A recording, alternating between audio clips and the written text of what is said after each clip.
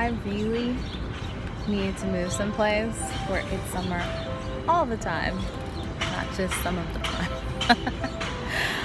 A couple things. Sorry if you hear construction noise because I'm back at the little nature area, yay, but right outside the gate that keeps this place separate from the general public, they're doing construction. So it's beautifully tranquil inside here and also a little bit loud, but hopefully we can overcome that. Hi, you guys, it's Chloe. I wanted to do a couple of things with you today.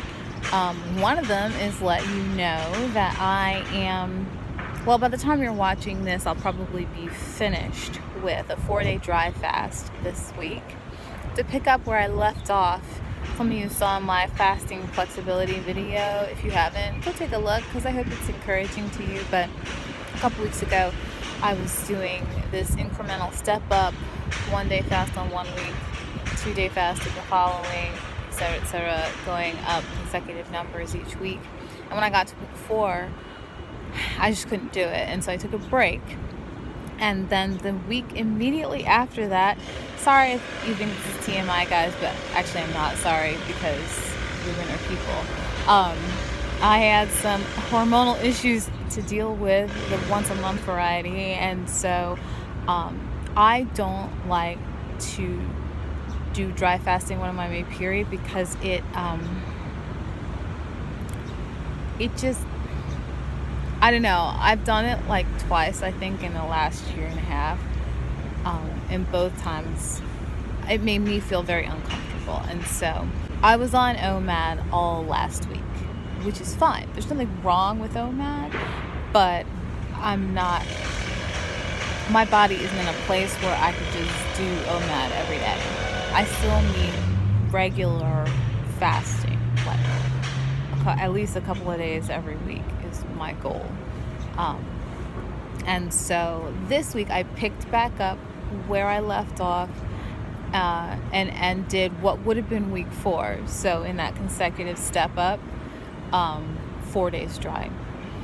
But having done like a solid week of eating at least once each day, heading back into a dry fast, which I did on Tuesday. Tuesday was the first day. It was really challenging. I feel like I've been through enough in the last year and a half that it always feels like it should be easier to start than it does. And so I've had conversations with multiples of you about dry fasting, like what I do or how I get ready or how I keep myself busy. There's a lot of trepidation around the issue of dry fasting. People are like curious about it, but they're not sure that they themselves could do it. Like they love to watch other people do it and they love to hear about other people doing it, but they're not sure that they themselves could do it. And that is totally fair. Dry fasting is not for everyone, but I will say, having done it, it's definitely for me, and that I felt that same type of trepidation before I tried it. And then after having tried it, it was like amazing. But that's not to say that every time you head into a dry fast, it feels like a piece of cake. So this past week, when I was heading into the work week, Monday was sort of like a weird day, and so I didn't want to start fasting on Monday. But by the time I got to Tuesday, I felt a lot more prepared, mentally, spiritually, emotionally, and physically. And so I felt ready to head in. And so on Tuesday, I jumped into it, and this particular fast, I was dedicating to someone in particular. I had this massive video chat with some friends of mine on Sunday afternoon, and man, it was so good for me spiritually. There was just like a lot of vulnerability and openness, and it was like we hadn't all gotten to be in the same place at the same time since the quarantine started, without like distractions from other people or like life. And so it was just a really solid time. And so one of the people that was on that call mentioned something that I was thinking about, and I decided to dedicate the 4-day dry fast to like praying for that person specifically. And so I was thinking about that on Tuesday. I was thinking about the people that I normally pray for on a regular basis. Um, and to be honest, those were the two things that got me through that first day. And so, what I want people who are thinking about dry fasting to know is if you can make it through the first day, you can make it. So, dry fasting feels like this big challenge. And in a sense, it is. Because if you do a regular fast, but you want something, you want to ingest something, you can have water, you can have snake juice. If you're doing an all liquids fast, you can have just about anything. Not like soda or coffee, but you can have herbal tea, you can have kombucha, you can have sparkling water, you can have a lot of different stuff. You can have broth. Like, those types of fasting are not as mentally terrifying as dry fasting seems. But actually, dry fasting, I think, physically is easier. But sometimes when I'm heading into a dry fast, mentally, my mind is like, oh no, she's at it again. And then it tries to psych me out, basically. And that's how I was feeling on Sunday and Monday, knowing that I was heading into this week. But by the time I got to the end of Tuesday, by the time I got back from work on Tuesday night, I felt great. I didn't want dinner. I didn't want anything to drink. I wasn't like lethargic. I had energy to like do stuff around the house. And so it made me think about like wanting to share that thought with you guys, because there are a lot of people out there who, like, maybe you haven't been eating the best because of the quarantine or because of the emotional stress of all of the social justice stuff that we've been going through, or maybe because of the combination of those two things, because it's like a massive time that we're all going through. It's like really historical for two massive things like this to be going on at the same time in a really difficult way. And maybe the isolation is getting to you, or the fact that you still have to go out to work in a very dangerous time is getting to you, both of which are valid. And you're thinking, man, I really need to be taking care of myself better physically, because my physical health is starting to impact the way that I feel internally, which would be your mental, spiritual, and emotional. Because the way that your body feels, trust me, does impact those other three. And so if you're looking for something and you've been thinking about the dry fasting, but you're like scared, don't be. If you can make it through the first day, you can make it. So plan it for a time when you're going to be like busy. That's one thing you can do.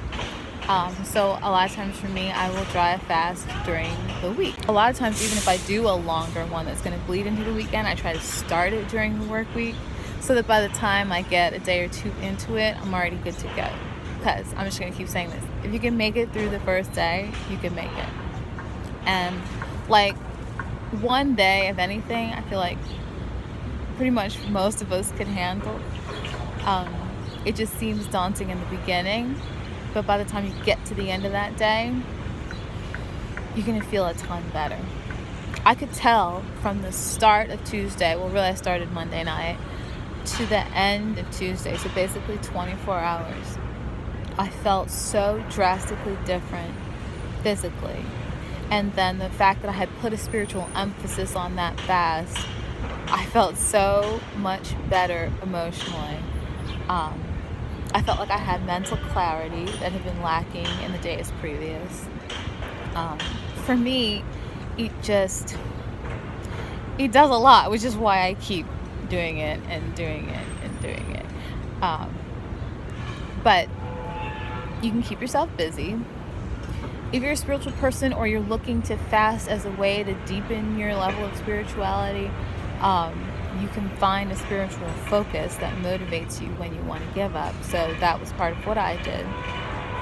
So anytime I was tempted by food or thinking about food in a way that would make me want to eat, I rechanneled that energy into prayer. And that was extremely helpful. And if you're not a spiritual person, and therefore prayer isn't really in the arsenal of things that you can use, you can still use that time for meditation. You can maybe pick a hobby or an online course you've been meaning to take, a book you've been trying to read, some way that you can put the focus off of your body and onto your internal health, mental, spiritual, emotional. Text back someone that you've been putting off, like send out an email. Do something that has nothing to do with your body to keep your mind off of just filling it. And then it will achieve the equilibrium on its own. It just needs time. So, one more time before we go. If you can make it through the first day, you can make it. And by the time you get to the end of the first day, you'll be feeling great. I had what was maybe like going to be the hint of a headache on Tuesday night. It disappeared really by the time I went to bed, and I woke up the next day feeling amazing. And so, don't let the fear of the unknown stop you from trying something cool. Now, again, I'm not a doctor. We all know this. I'm just a person who is living a fasting-focused lifestyle. I really believe that it can be used as a tool to help obtain optimal health, total body health, our big 4 areas. And so, if you're not in a place where your body is healthy enough to fast, don't do it. But I would assume that you are, and that's part of why you're here. And so evaluate yourself, evaluate your situation, and then be confident in the fact that you have the ability to do it. Even if you're scared, even if you think it's not going to work, even if you think you're going to be hungry and thirsty the whole time, if you can make it through the first day, you can make it. I hope you guys are having a great week and that you have a great weekend. I have a big announcement coming up next week, probably next week. That's my plan anyway, so stay tuned for that. Otherwise, I hope you're doing okay. I'm gonna end this because it's getting even louder out here, and I'm just gonna enjoy summer for a bit before I go back to my day. But thank you so much for watching. Click subscribe if you haven't already. We would love to have you in our growing little community, and I will see you guys soon.